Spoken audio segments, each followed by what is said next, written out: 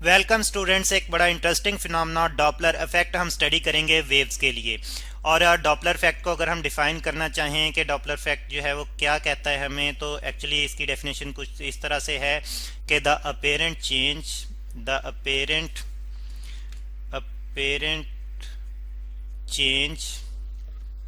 Change और किस में चेंज जी? फ्रीक्वेंसी में चेंज इन फ्रीक्वेंसी, ठीक है जी।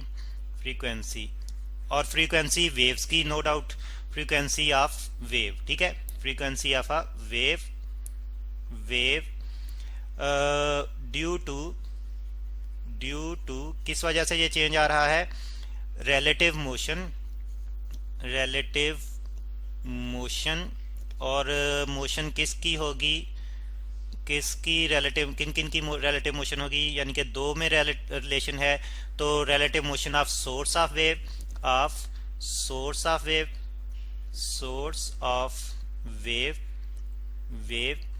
And observer. बहुत सारे केसेस में स्टूडेंट्स हम देखते हैं कि जो सोर्स होता है वेव का वो मूव कर सकता है और इसके साथ साथ ऑब्जर्वर भी मूव कर सकता है। अब ऑब्जर्वर या तो एक इंसान भी हो सकता है या एक डिवाइस भी हो सकती है। तो एक्चुअली उन दोनों की मूवमेंट की वजह से या तो दोनों मूव कर रहे हों या दोनों में से कोई एक मूव कर रहा हो, दोनों एक दूसरे की तरफ, दोनों में से जो है वो एक दूसरे की तरफ मूवमेंट हो या एक दूसरे से अवे मूवमेंट हो, तो उससे क्या होगा? उससे जो एक्चुअल फ्रीक्वेंसी होगी वेव की, जो कि एमिट कर रहा होगा सोर्स, उसकी एक्चुअल फ्रीक्वेंसी में थोड़ा चेंज आ जाएगा ऑब्जर्वर तक पहुंचते पहुंचते। तो उसी चेंज को, यानी कि एक्चुअल फ्रीक्वेंसी तो वैसी ही रहेगी, लेकिन ऑब्जर्वर जो है उसको अपेरेंटली उसमें एक चेंज फील करेगा, उस चेंज मेजर करेगा। उसी अपेरेंट चेंज को जो है वो हम डॉपलर इफेक्ट कहते हैं। नॉर्मल लाइफ में हम साउंड वेव्स में ये इफेक्ट जो है वो ऑब्जर्व करते हैं डेली लाइफ में, साउंड वेव्स। और स्टूडेंट्स हम जानते हैं कि साउंड वेव्स में हम फ्रीक्वेंसी को एक और जो है वो टर्म से रिप्रेजेंट करते हैं। फ्रीक्वेंसी जो है साउंड वेव्स में हम एक और टर्म जिसको हम पिच कहते हैं उससे जो है वो इसको डिनोट करते हैं, ठीक है जी, स्टडी करते हैं।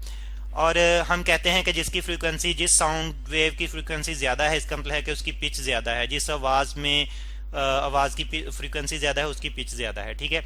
और खैर, हम बात कर रहे थे कि साउंड वेव्स में डॉपलर इफेक्ट कैसे प्रोड्यूस होता है। तो इसके लिए हम मतलब एक डेली लाइफ एग्जांपल में पे गौर करते हैं। वो क्या है जी कि अगर एक गाड़ी जो है वो मूव कर रही है, यानी कि बड़ी स्पीड से जो है वो आ रही है और आपकी तरफ आ रही है, ठीक है।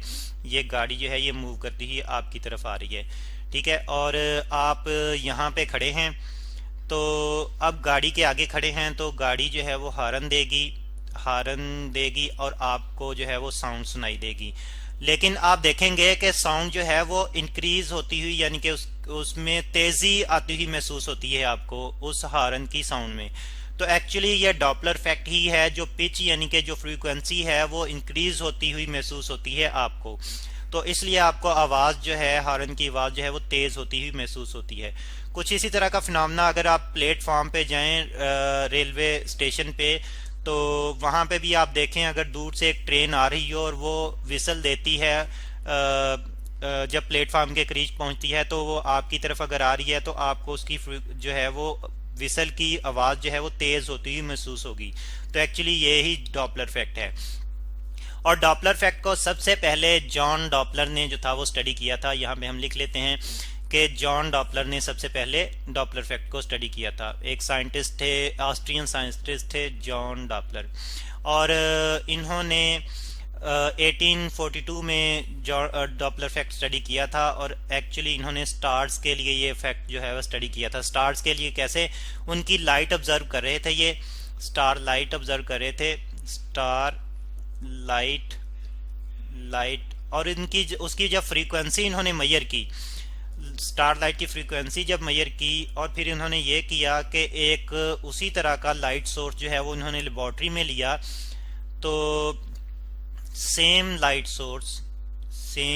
लाइट यानी कि उसी तरह की लाइट एमिट करने वाला सोर्स इन्होंने लेबॉर्ट्री में लिया, सेम लाइट इन लैब, ठीक है जी। तो लेबॉर्ट्री में लिया और इन्होंने देखा कि होना तो ये चाहिए था कि फ्रीक्वेंसी दोनों की एक जैसी ही आती, लेकिन एक्चुअली हुआ ये कि दोनों की फ्रीक्वेंसी में थोड़ा सा डिफरेंस आ रहा था।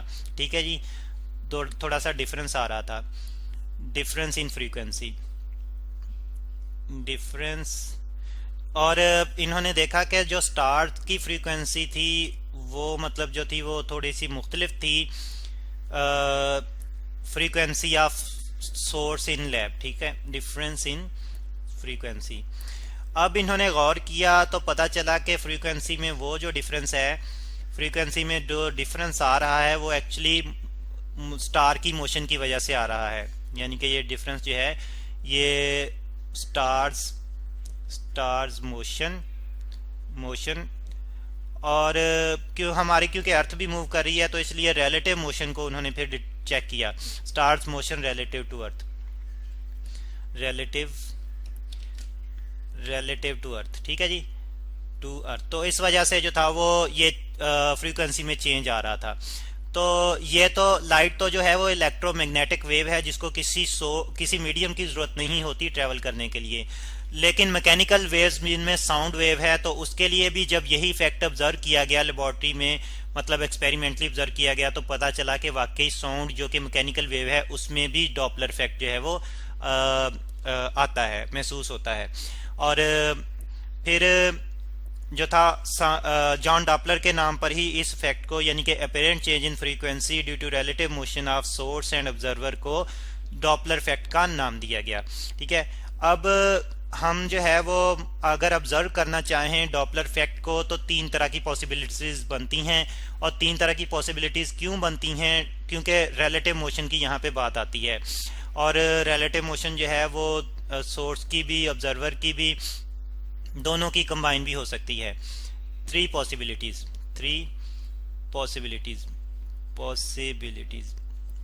TIES possibilities. अब वो तीन पॉसिबिलिटीज क्या हैं यहाँ पे हम लिख लेते हैं। उनमें फर्स्ट पॉसिबिलिटी जो है वो ये है कि जो सोर्स है वो रेस्ट में हो, सोर्स एट रेस्ट और ऑब्जर्वर मूव कर रहा हो, ऑब्जर्वर इज मूविंग। ठीक है जी, इज मूविंग। अब या तो ऑब्जर्वर जो है वो सोर्स की तरफ मूव कर रहा होगा, यानी कि इसकी मजीद दो जो है वो टाइप्स बनती हैं। यानी कि या तो ऑब्जर्वर जो है वो टुवर्ड्स सोर्स मूव कर रहा होगा, टुवर्ड्स सोर्स, या फिर सोर्स से अवे मूव कर रहा होगा, अवे फ्रॉम सोर्स। ठीक है जी, ये दो टाइप इसकी मजीद बनती हैं, सोर्स। और फिर अगली जो इसकी पॉसिबिलिटी है वो है कि ऊपर तो हमने सोर्स को रेस्ट में रखा, अगली पॉसिबिलिटी में अगर सोर्स मूव कर रहा हो और ऑब्जर्वर रेस्ट में हो, यानी कि ऑब्जर्वर एट रेस्ट, अब सोर्स मूव कर रहा है जी। ठीक है, सोर्स इज मूविंग। ठीक है, मूविंग। अब यहाँ पे भी दो तरह की जो है वो टाइप्स बनती हैं। या तो सोर्स जो है वो ऑब्जर्वर की तरफ मूव कर रहा होगा, यानी कि towards observer,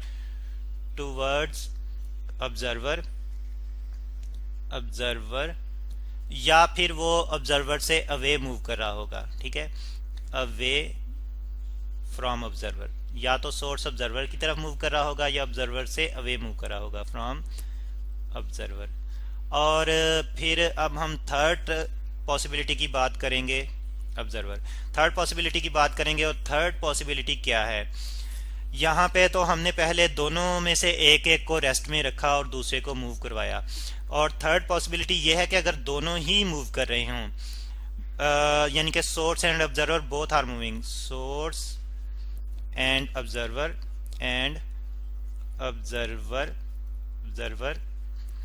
both are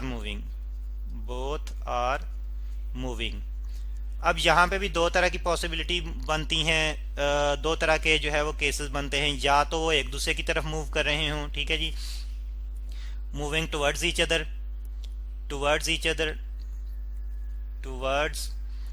other, या फिर एक दूसरे से अवे मूव कर रहे हों। ठीक है जी, अवे फ्रॉम ईच अदर। और ये जो पॉसिबिलिटीज़ हैं इनको हम मज़ीद जो है वो अगले लेक्चर्स में बारी बारी डिस्कस करेंगे। और हम जानेंगे कि डॉपलर इफेक्ट जो है कैसे प्रोड्यूस होता है, फ्रीक्वेंसी में कैसे चेंज आता है, इन्हीं पॉसिबिलिटीज़ की बेस पे।